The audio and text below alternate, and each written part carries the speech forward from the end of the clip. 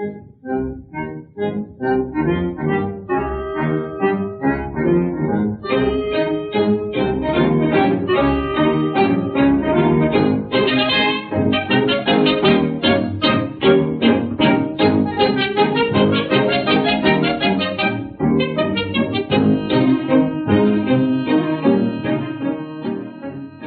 bienvenidos a una nueva charla dentro del ciclo de Conferencias Históricos Regionales 2022 que organiza la Junta de Estudios Históricos de Quilmes. En este caso con un formato nuevo, ya que no se trata de una conferencia clásica como solemos dar, sino que es una entrevista que tendremos en el día de hoy.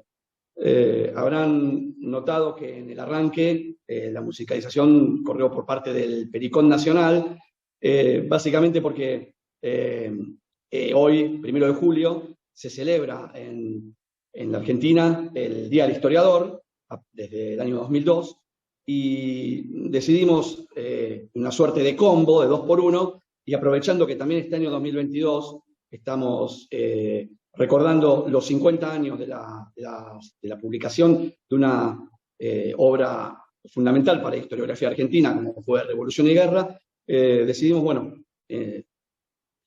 invitar a quien nos pueda hablar y analizar un poco esta obra de don Tulio Alperín Dongui. Así que sin más preámbulo, vamos a presentar a nuestro invitado del día de hoy.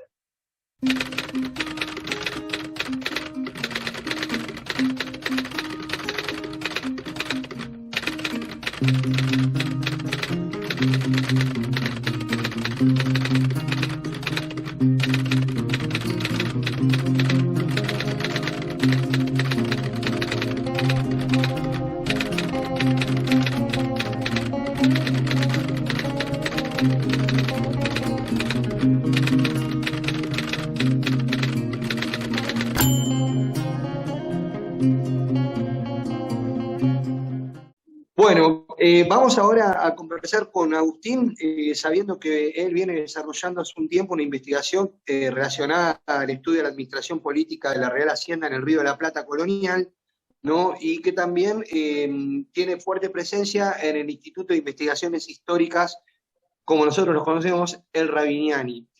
En este punto, este instituto, y a consecuencia de los 50 años de Revolución y Guerra, editó hace muy poco tiempo un dossier en el que Agustín tuvo seguramente el gusto y también el honor de participar. Digo esto porque otros historiadores de peso, como Raúl Fratin o Noemí Goldman, para poner algunos ejemplos, también han participado de este dossier. Y bueno, Agus, la primera pregunta que te queremos hacer es justamente esa, ¿no? ¿Qué sensaciones te atravesaron al haber sido convocado a escribir en un dossier como el del Instituto Rabiniani sobre los 50 años de Revolución y Guerra junto a estos historiadores, ¿no? Bueno, muchas gracias primero por la invitación, Ale Guille.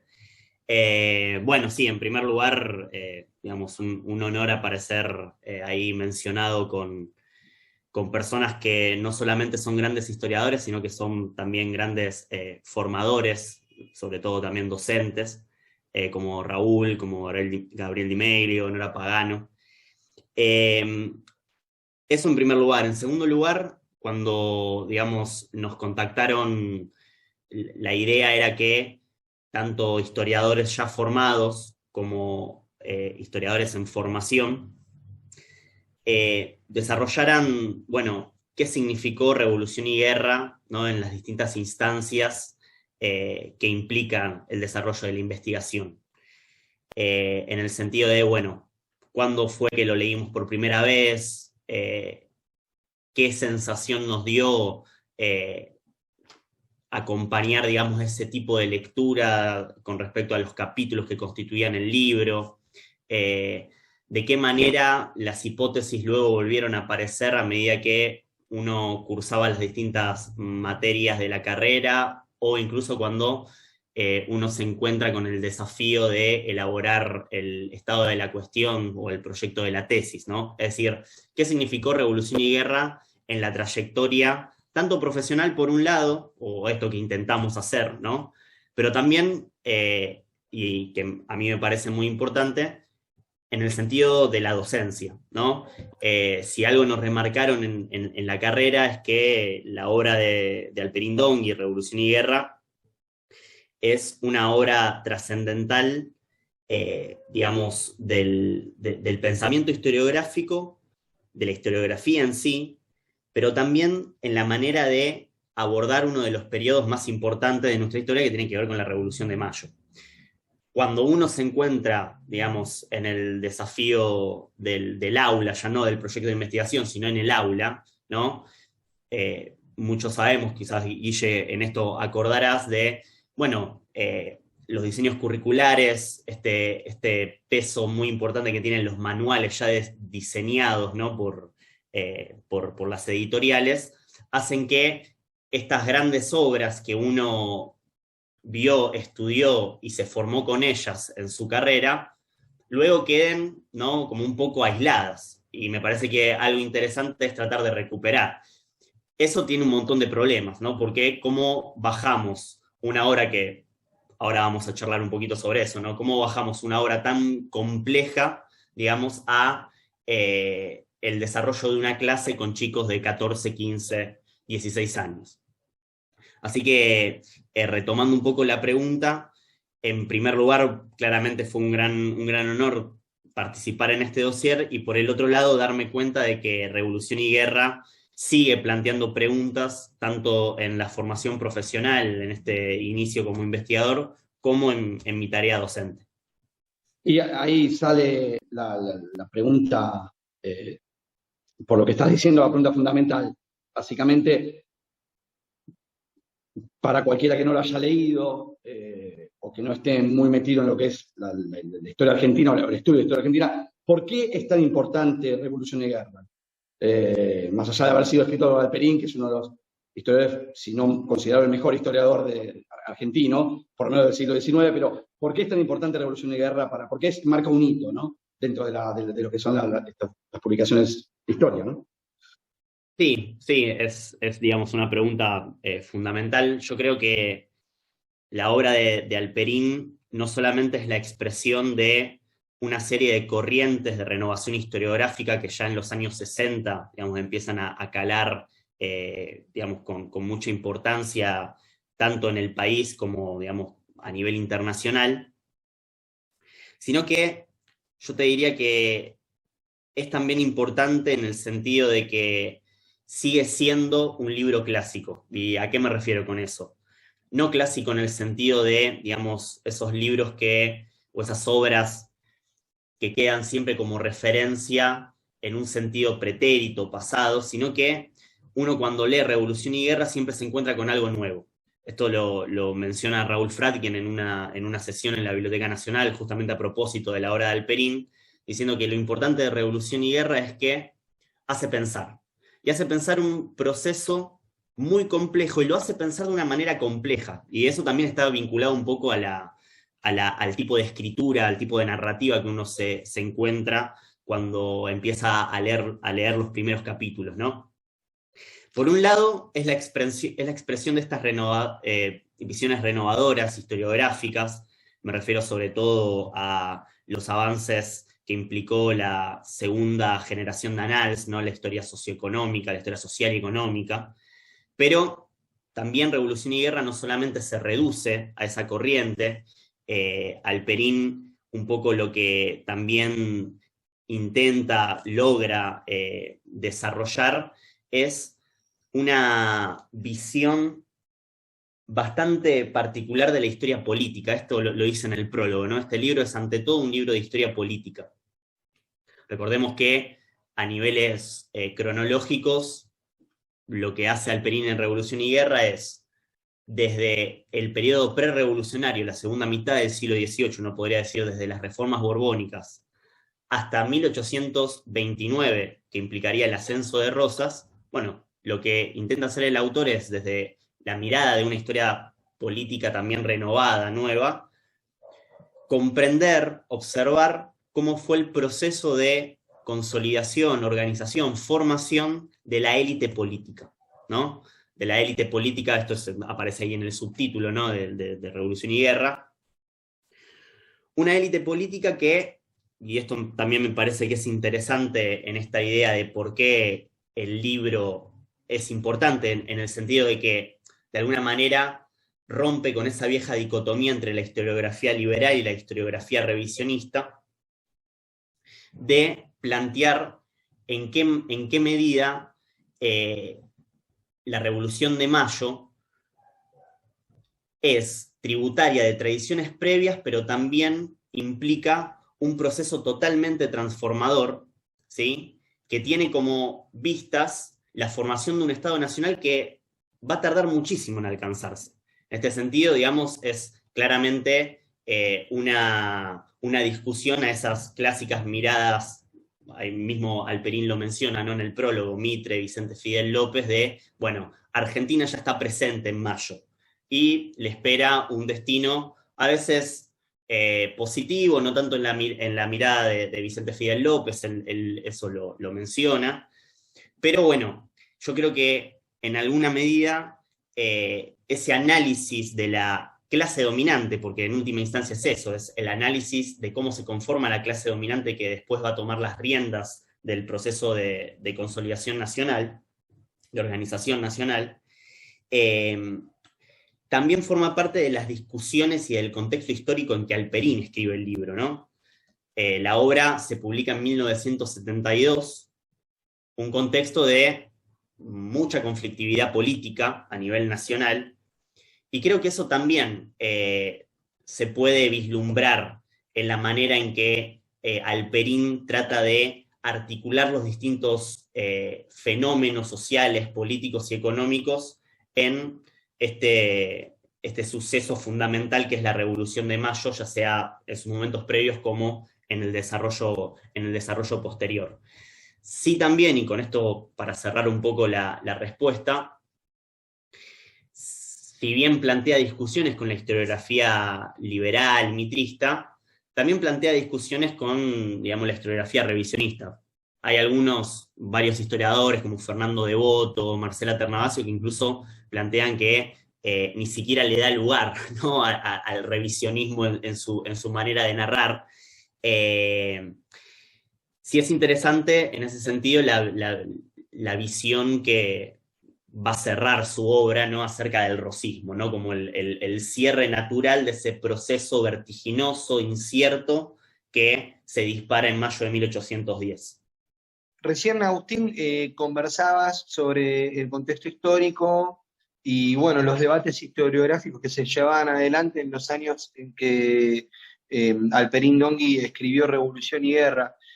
¿Podríamos hacer una semblanza breve, digamos, de su propia situación también, digamos, personal, y cómo se está involucrado con, de alguna manera, el desarrollo, digamos, y el trabajo de investigación que tiene sobre el libro? El libro, si bien se publica en el 72, entiendo que él viene macerándolo desde hace unos años, y que esos años están vinculados a distintos momentos, por ejemplo, en 1955, 1966, su paso por la universidad, su insatisfacción, digamos, ¿no?, o falta de respuesta según su perspectiva que le podía dar la universidad. ¿Podemos conversar un poquito más sobre ese contexto y los debates historiográficos que se dan en ese momento, digamos? Sí, claro. Yo creo que, digamos, es fundamental lo que planteás, porque toda esa vorágine de cambios de la política contemporánea argentina que afectan al Alperín son fundamentales en su manera de observar, digamos, la realidad histórica. En primer lugar, esto me parece que también es interesante mencionarlo. Vos decías que, bueno, Revolución y Guerra se publica en 1972, pero hay algo que es interesante, ¿no? Recién con la vuelta de la democracia, ¿no?, hacia el 83, es cuando Revolución y Guerra se vuelve una especie de bestseller en el ámbito académico. Si bien digamos, Alperín ya se había hecho su estatua de bronce en ese periodo, su aislamiento del país, debido, digamos, a todo lo que sucedía en un sentido bastante tenebroso con los ámbitos de generación de pensamiento, y sobre todo pensemos en la historia, hizo que, de alguna manera, Revolución y Guerra luego se recuperara por parte de una generación de historiadores que aprovecharon la apertura democrática y esa oxigenación, ¿no?, que implicó, digamos, la universidad con el gobierno de Alfonsín. A mí me parece también que es importante mencionar, esto aparece en la autobiografía, ¿no?, de Alperín, cómo tras el golpe del 55, la universidad, bueno, sucede algo paradójico, ¿no? Ya con el gobierno, digamos, el gobierno militar del 55, se inicia un proceso de renovación, ¿no? Las figuras de Gino Germani, Sánchez Albornoz, que incluso estaba previamente, hacen que, digamos, la universidad, sobre todo la Universidad de Buenos Aires, empiecen a ser, digamos, ámbitos de discusión y de aportes de tradiciones y discusiones historiográficas que se estaban dando en otros ámbitos geográficos. Hay varios, incluso él mismo lo dice en su autobiografía, ¿no?, la importancia de la formación braudeliana en Alperín, los aportes de la historia serial cuantitativa, ¿no?, las nuevas modas que se estaban dando hacia la década de los 60 y que de alguna manera a nivel local son interrumpidas por las profundas crisis institucionales que hacen que Alperín termine desarrollando esas, digamos, esas maneras tan novedosas de abordar el pasado nacional fuera del país, ¿no? A mí eso me parece que es también importante porque al mismo tiempo hizo que Alperín se quede aislado de una manera positiva, es decir, Alperín luego no se lo puede de alguna manera relacionar con alguna de las tantas corrientes ideológicas que también querían tener su presencia en las discusiones historiográficas. Hay varias discusiones, ¿no?, en relación a su mirada sobre el siglo XX, pero, digamos, sus mayores aportes vinculados al siglo XIX, me parece que de esa manera no estarían siendo de alguna manera considerados en relación a esos debates actuales de una amplia conflictividad política e ideológica. Pero sí a nivel profesional, sí a nivel historiográfico. Vos recién planteabas de que, bueno, Revolución y Guerra también es un libro que se procesa desde antes, ¿no? Ya en 1961, si mal no recuerdo, Alperín publica un artículo cuyo título es El Río de la Plata a principios del siglo XIX, que después va a formar parte en realidad de uno de los primeros capítulos de Revolución y Guerra. Y en ese sentido me parece que ese Alperín de los 60, con esta, digamos, universidad renovada, ese contexto es el que le permite explotar, ¿no?, todas estas corrientes historiográficas nuevas en ese escenario, para, digamos, desarrollar su propia visión sobre la Revolución de Mayo.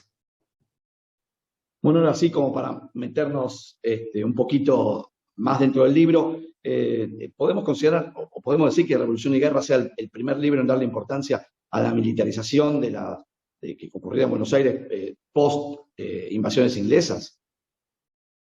Sí, lo de la militarización es importante porque, digamos, uno puede tratar de abordar Revolución y Guerra como tratando de precisar determinados ámbitos de análisis, ¿no?, a nivel metodológico. Cuando hablamos de Revolución y Guerra, claramente tenemos que tener en cuenta varios procesos. Uno es la militarización, ¿no? Otro es la barbarización de la política, que en realidad es la politización, ¿no?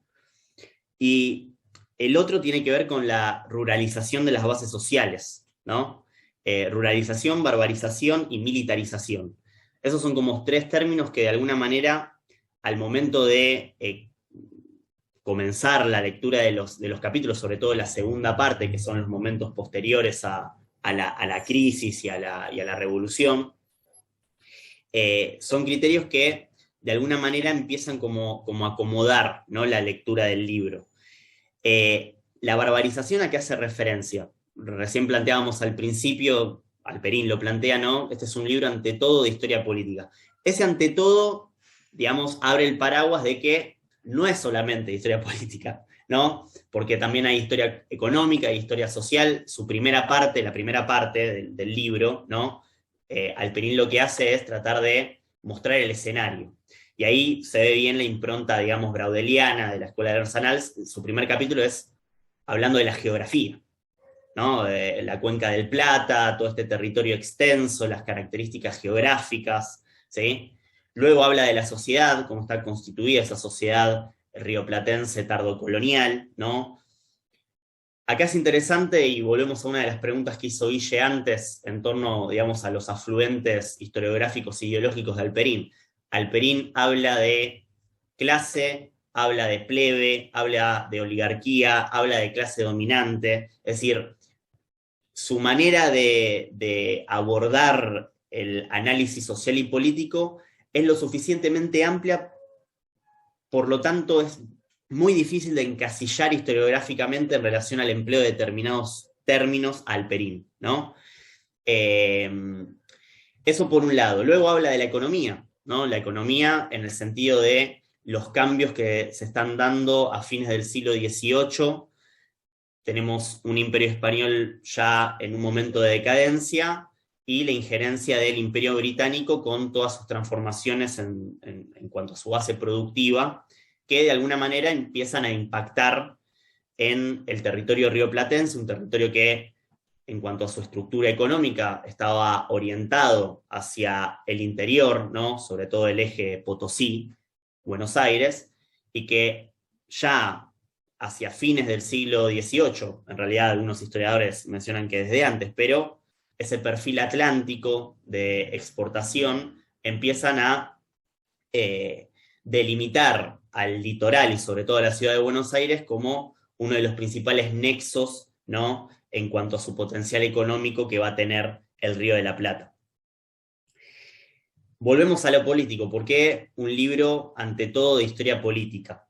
Bueno, porque lo que plantea Halperin de alguna manera, tras el proceso revolucionario, es que la política, ¿no? Y acá esto podríamos mencionar de que para Halperin, evidentemente, la revolución fue revolucionaria. La política aparece como una nueva actividad, una actividad creadora, ¿no? Entonces, en su narrativa es muy interesante la cuestión de la génesis creadora. No en un sentido mitrista, ¿no? Sino en un sentido de que algo cambió y ya no es lo mismo que antes. Al parecer, antes había una forma de hacer política. Él trata de huir de las dicotomías entre lo arcaico y lo moderno, pero una forma de hacer política quizás más vinculada a cuestiones relativas del antiguo régimen, ¿no? Cuestiones de los estamentos, de las corporaciones. Y lo que sucede a partir de mayo es que la política aparece como un conjunto de instrumentos, de mecanismos que se desarrollan, se despliegan, destinados a cumplir determinados objetivos. Y esos objetivos dependen de los intereses de los nuevos actores que aparecen. Y eso me parece que está vinculado también a otro de los aportes fundamentales de Halperin en Revolución y Guerra, que tiene que ver con la élite política que va a tomar las riendas de la revolución. Ahí, digamos, para no profundizar, porque nos llevaría a muchos encuentros, hay algo muy interesante que plantea el autor, es decir, hasta qué punto esa élite nueva, esa élite política, no está vinculada a la élite anterior, a esa élite que obedecía al rey, ¿no? Esos funcionarios, esos burócratas, esos oficiales reales. Bueno, ¿cómo se forma la nueva élite que hace la revolución? Ahí aparecen apellidos, ¿no? Ustedes, Guille, Ale, algunos quizás les recordarán, ¿no? Mencionan los Lezica, los Anchorena, los Santa Coloma. Bueno, ¿cómo es que estas personas empiezan a preocuparse por la política? Es decir, tomar presencia en los procesos de toma de decisión que hacen a la política. Y esto es interesante porque lo que de alguna manera trata de hacer Halperin es plantear que la revolución, ¿no? La crisis y la revolución abren un juego, donde los distintos actores toman diversos roles en base a sus intereses, y esos roles están todo el tiempo condicionados por los cambios que se dan a nivel general. Esto es otro aporte fundamental del libro, ¿no? En todo momento parece que Halperin desarrolla una especie de equilibrio de escalas. Habla de apellidos propios, habla de Buenos Aires, habla de lo local, pero al mismo tiempo menciona las transformaciones económicas que genera esta nueva economía atlántica sobre Buenos Aires, las medidas que intenta llevar a cabo, digamos, la metrópoli para tratar de sostener lo que ya prácticamente está perdido, ¿no? Las propias urgencias que genera la guerra. Esto también hay que mencionarlo, ¿no? Es decir, los procesos de toma de decisión, la gran mayoría de las veces, y esto lo plantea el autor, no tienen objetivos claros, porque al mismo tiempo está la guerra, y la guerra tiene urgencias que a veces son más, no sé si la palabra es importante, pero pongamos que sí, más importantes que la política, ¿sí? Entonces a mí me parece que, en ese sentido, la aparición de una nueva forma de hacer política es uno de los principales legados, ¿no?, que genera la revolución como algo totalmente nuevo. Y lo importante de la mirada de Halperin es que ese sentido de la política nunca está aislado de los cambios sociales y económicos que se están dando en el contexto. Es decir, es una historia social de la política, no es una historia política a la vieja usanza de los nombres propios. Bueno, yo como lector novato de Revolución y Guerra, justamente una de las cosas que me sorprendió es eso, la falta de nombres, la falta, entre comillas, falta, ¿no? Porque están, pero la falta de nombres propios, la falta de importancia del nombre propio, más bien la importancia del proceso y de las causas y consecuencias que va llevando a cada cosa, ¿no? Y también me sorprendió la forma de pensarlo, y me hizo más humano, o sea, es más fácil para mí entender, o es más fácil comprender, digamos, por qué pasó X cosa, por qué se tomó tal decisión, sabiendo que hay, como decías vos, una guerra detrás, y no porque tal era bueno, o tal estaba bajo la influencia de Inglaterra, o estaba bajo la influencia simplemente tomar las decisiones en la coyuntura del momento, ¿no? Y de acuerdo a la decisión que se podía tomar en el momento determinado y por todos los grandes problemas que tenía el Estado, o lo que quería hacer el Estado en ese momento, ¿no? Sí, totalmente. Y creo que esto que decís vos incluso se puede relacionar con, bueno, ¿por qué entonces fue novedoso el libro? Porque también marca una nueva manera de hacer historia, ¿no? Que si bien, digamos, Halperin no es el único, luego va a tener a otros que van a seguir la misma senda, esta cuestión de entender de una manera procesual la propia revolución, la crisis anterior, ¿no? La crisis del orden imperial, la revolución y la dificultosa tarea de la organización de una autoridad política que sea reconocida por todos esos mismos actores, ¿no? Hacen que, digamos, Revolución y Guerra deje atrás las viejas tradiciones, sobre todo ya sea del revisionismo como la historia que no fue, ¿no? La historia de los derrotados, o ciertos aportes de la nueva escuela histórica, ¿no? De las grandes figuras, ¿no? Como ciertos próceres en esas ideas ya claras y determinantes acerca del futuro esplendoroso que seguramente iba a tener la Argentina. A mí me parece que eso también es importante para mencionar. Y otra cosa es, además de toda su base de formación profesional, que de alguna manera se vincula con esto que mencionábamos, ¿no? Las nuevas tradiciones historiográficas, el uso de datos, la historia socioeconómica, la historia, digamos, hacia grandes rasgos como, bueno, un poco lo que se propone es la historia total del siglo XIX, ¿no? en el libro, es también su estilo narrativo. Cuando uno se encuentra con Revolución y Guerra, y quizás Guille después puede decir algo en relación a esto, lo primero que, digamos, uno se da cuenta es una manera de escribir dificultosa, ¿no? Es dificultoso seguir la lectura, no es una lectura para el que quiera comprarse el libro, ¿no? Y comenzar a leer. No es una lectura fácil que se pueda continuar, ¿no? Me leo 3 capítulos así, no.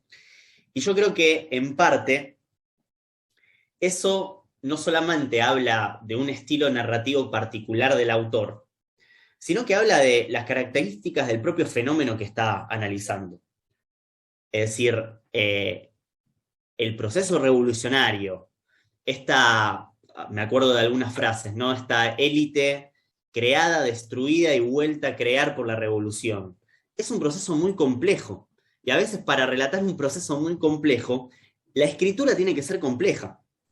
Hay un autor que a mí me gusta mucho, y a Guille siempre se lo menciono, ya lo bombardeé un montón de veces, creo que a vos también, Ale, Iván Jablonka, ¿no? Un historiador francés, que tiene en cuenta, ¿no?, la importancia de los elementos literarios, ¿no?, en la forma en que los historiadores cuentan el pasado.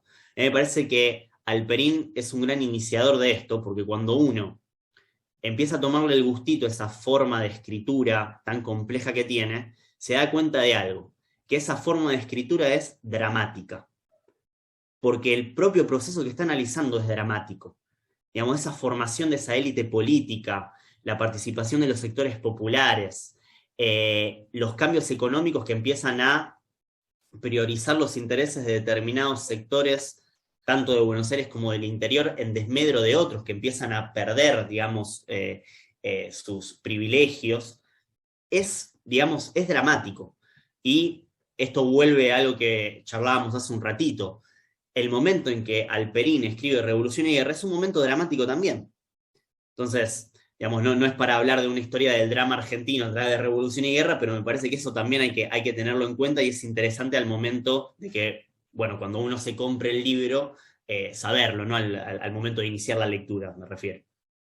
Muy interesante, Agus, este análisis que haces, vinculando la escritura tan particular de Halperin a, de alguna manera, el contexto histórico que él analiza y también del que él es hijo, ¿no? De alguna manera.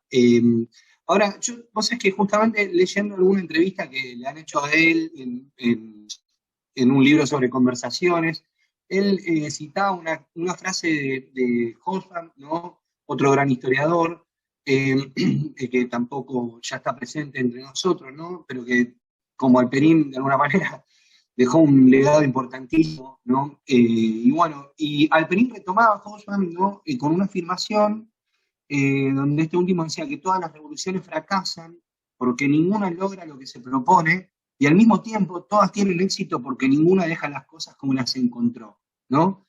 Y mi pregunta básicamente es ¿cómo podrías, a modo también, ¿no?, de hipótesis, no buscando certeza, ¿no?, cómo podrías articular esta frase de Hobsbawm, ¿no?, con Revolución y Guerra? ¿Cuáles fueron, de alguna manera, ¿no?, las propuestas, digamos, que emergen con la revolución, si es así, que no logró lo que se propuso en la revolución, y al mismo tiempo las cosas no volvieron a ser iguales, ¿no?, después de ella?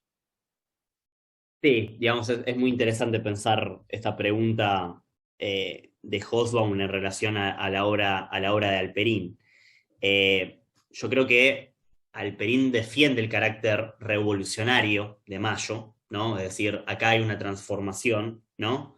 Pero esa transformación me parece que tiene tiempos distintos, ¿no? Como distintas intensidades, uno podría decir. Una intensidad muy presente tiene que ver con la reconfiguración de todo el escenario político, es decir, ya no está más el virrey, esa autoridad que antes se creía como la única autoridad legítima dejó de serlo, ¿sí? Y ese nuevo escenario implica también el surgimiento de una nueva élite, pero es una nueva élite, y acá aparece lo segundo de Hobsbawm en la pregunta, es una nueva élite que nació en los márgenes de la vieja élite colonial, ¿no? Y que de alguna manera eso también condiciona el ejercicio de la política que esa nueva élite va a desplegar en relación a conformar lo nuevo. En un momento Halperin creo que lo menciona a Belgrano, ¿no?, que lo comenta. Se necesita crear todo desde cero. Bueno, en realidad no es tan así, ¿no? Ninguna revolución creó todo desde cero. Si uno, qué sé yo, se va a los estudios de la Revolución Francesa, bueno, los jacobinos, para reafirmar su nueva autoridad, hacen uso de símbolos, no del antiguo régimen, sino símbolos de la antigüedad grecorromana, ¿no? El gorro frigio, etc. Pero a lo que hoy me parece que no solamente aparece una nueva élite con nuevas expectativas y objetivos, sino que también aparece una nueva vida política. Y esto es interesante porque en esa nueva vida política que tiene que tomar las riendas de eso que se está por crear, es decir, una nueva autoridad que sea reconocida y obedecida por aquellos que antes eran súbditos y ahora no se sabe qué van a hacer, ¿no? Hay que diferenciarla, y esto me parece que son una de las cosas que uno cuando vuelve a leer a Alperín y a Revolución y Guerra, esto vuelve a repercutir en nuestros propios cerebros. No es lo mismo el dueño del poder que los administradores del poder, ¿no?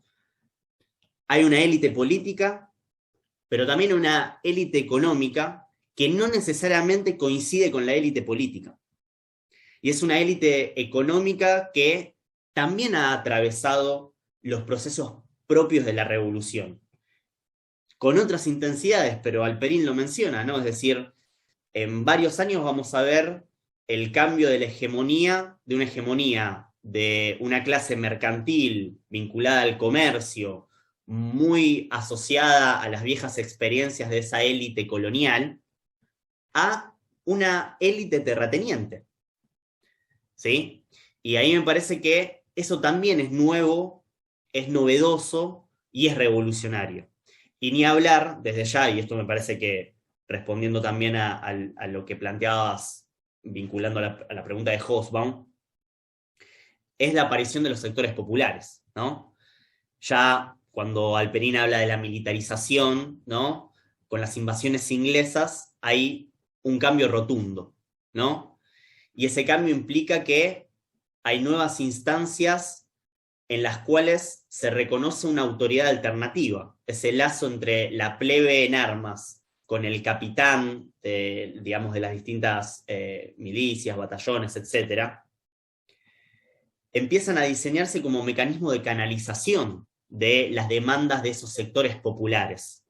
Sectores populares que también son muy heterogéneos, no solamente en cuanto a sus procedencias, sino a su color. Y eso también es novedoso, y va a seguir siendo novedoso cuando esa hegemonía terrateniente dé cuenta de la plebe, no ya en la ciudad, sino en el campo, ¿no? Y eso hace mención a otro de los, digamos, de las grandes hipótesis del libro, que tiene que ver con la ruralización, ¿no? de las bases políticas del poder. Es decir, la plebe, el trabajador rural, ¿no? Si es que se puede llamar trabajador, acá hay toda una discusión historiográfica, ¿no? En su momento, si existían o no campesinos, que bueno, Alperín un poco lo presenta. Esto es otro de los grandes aportes del libro. En el dossier creo que lo planteábamos con mi compañera Agustina Barrachina, uno lee algunos párrafos y son proyectos de tesis en potencia. Alperín plantea esta cuestión de la mano de obra, ¿no? Rural. Luego otros siguieron su camino, Garavaglia, Fradkin, en fin, Mayo. Pero a mí me parece que lo que tiene de revolucionaria la revolución es justamente esto: la injerencia de nuevos actores, la presencia de los sectores populares, que Alperín, en esto hay que mencionarlo, no les otorga mucho dinamismo y autonomía, ¿no? Aparecen como una especie de coro, pero que luego otras líneas historiográficas van a retomar. Pero de vuelta, una revolución siempre tiene vínculos con ese viejo orden que quiere destruir. Y eso se va, de alguna manera, a reflejar en el estilo político, ¿no? de la nueva élite que va a tomar las riendas del proceso revolucionario. Bueno, Ale, yo no sé qué te parece, pero considerando que esta conversación que estamos teniendo, por cierto, muy amena, pero que lleva adelante la Junta de Estudios Históricos de Quilmes, deja abierta, digamos, como posibilidad de profundización, una beta que tiene que ver justamente con esto de la barbarización de la política, ¿no? Y bueno, y también de la potencia de las bases, ¿no? Hacia el final de la década revolucionaria. Y hoy vos comentabas más temprano cómo podría esto pensarse en Quilmes, ¿no? Sí, la cuestión es esa, queda pendiente. Hay dos cuestiones que plantea, de acuerdo a lo que dice Agus, Alperín, una vez esa ruralización digamos, y elevación de la importancia de los terratenientes sobre los comerciantes en la élite económica, ¿cómo puede eso, digamos, verse en el fin de la reducción de Quilmes en 1812, en la creación del pueblo, digamos, en el traza del pueblo entre 1818 y 1825, que hay dos trazados, ¿no? Esto ya como para reducirlo a nuestro lugar, creo que es un buen ítem como para investigarlo. Y después también hay otra cuestión muy interesante que creo que no lo plantea Alperín en Revolución de Guerra, pero lo habíamos charlado y quería consultarlo a Agus sobre la revolución o la rebelión en la campaña que lleva al poder a Rosas, ¿no? Él lo plantea en el otro libro que edita en el 72, La Revolución de Independencia, a la Confederación Rosista, que habla de una rebelión en la campaña, y siempre me queda pensando en una rebelión popular en la campaña de Buenos Aires, que termina llevando a Rosas al poder. Y siempre me quedo pensando qué papel habrá cumplido o qué papel puede haber cumplido Quilmes en eso, ¿no? Que era en ese momento parte de la campaña. Pero bueno, son consultas que, como dice Agus, dan para echar un rato largo y para seguir investigando. Sí, a mí me parece que es, como recién planteaban, un campo de estudio. Ya, bueno, algunas betas ha dado alguien que también es conocido por la casa, Daniel Santilli, ¿no? En relación a Quilmes y sobre todo a Rosas. Pero a mí me parece que es importante también tener en cuenta cómo Alperín en su obra considera esa última etapa, ¿no? Considera al rosismo. Digamos, mencionábamos antes que el cierre del periodo cronológico que aborda tiene que ver con justamente el año que vos mencionaste recién, ¿no? 1829, esa especie de rebelión que antes no estaba considerada. Acá Alperín viene a decir algo nuevo, y que inicia una serie de estudios sobre el rosismo que hasta el día de hoy, digamos, reformulan, matizan lo ya dicho por Alperín. Siempre se pensaba que Rosas llega al poder, ¿no? Manipulando a las masas rurales, ¿no?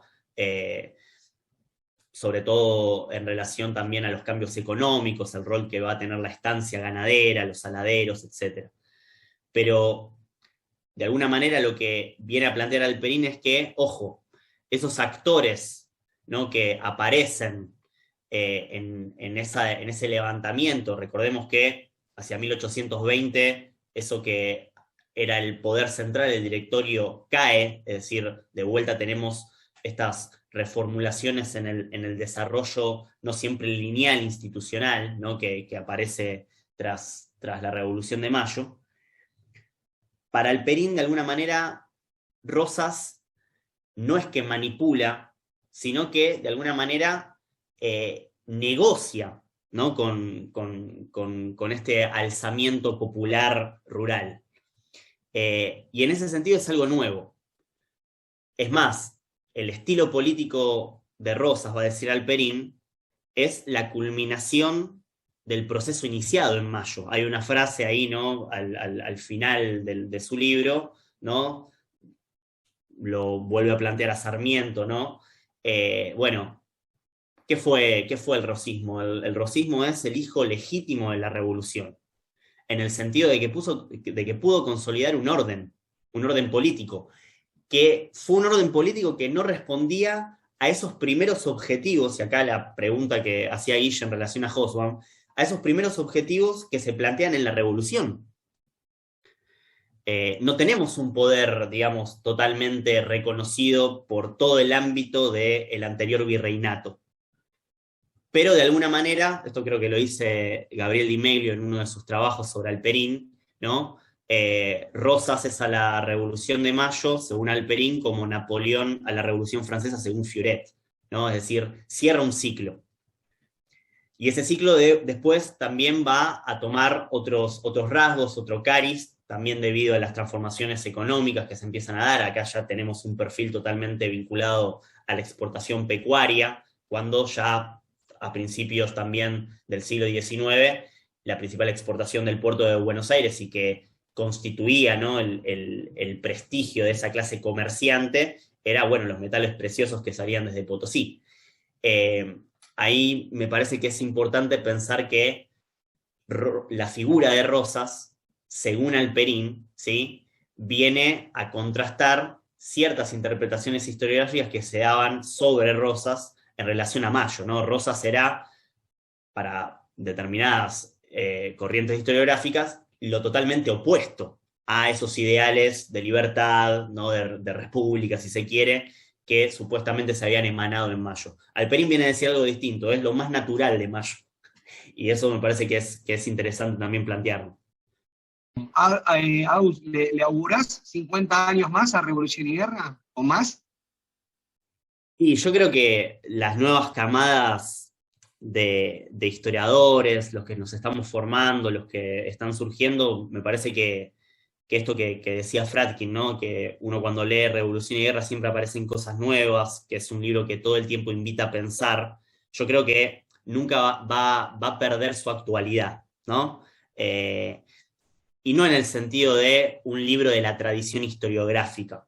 Ahí, perdón que vuelvo sobre Raúl, pero en esta charla en la Biblioteca Nacional creo que hace referencia a una frase de Walter Benjamin, ¿no? Es decir, la importancia de arrebatar, ¿no?, la tradición de aquellos ámbitos donde la tradición es algo, digamos, que se monopoliza, y hacer que la tradición, digamos, ayude a pensar críticamente. A mí me parece que el libro de Alperín va a tener siempre esa especie de característica. Siempre, incluso cuando lo vimos por primera vez, a mí me tocó encontrarme con Alperín. Yo Alperín ni lo conocía, no conocía Revolución y Guerra, es decir, mi biblioteca sobre la Revolución de Mayo era algunos libros de Felipe Piña, y nada más. Uno, cuando, digamos, va haciendo el recorrido, se va enterando de que, bueno, existían ya antes otras visiones sobre el pasado, pero me parece que toparse con esa escritura dificultosa que al principio uno un poco, digamos, reniega, después eso en algún momento hace un clic, ¿no? Y creo que ese clic se va a seguir repitiendo por 50 años más, a lo mejor. Ojalá. Bueno, Guille, Agus, no sé, Guille, ¿qué te parece que es una buena forma de cerrar la charla? Estamos recontra agradecidos con Agustín, con el tiempo que nos pensó, y bueno, en la Junta de Estudios Históricos de Quilmes, ¿no? Bueno, a la lectura y relectura permanente a la que nos lleva este clásico de la historiografía argentina, ¿no? Más que nada, por último, agradecerles la invitación, que me parece también que es muy importante, digamos, para aquellos que toman, digamos, esta tarea de querer conocer la historia, conocer que existe un libro, digamos, de esta importancia, de un autor de esta importancia, y que es importante leerlo para pensar, para comprender y para también matizar viejas interpretaciones sobre nuestro pasado. Bueno, Agus, gracias. Muchas gracias de vuelta.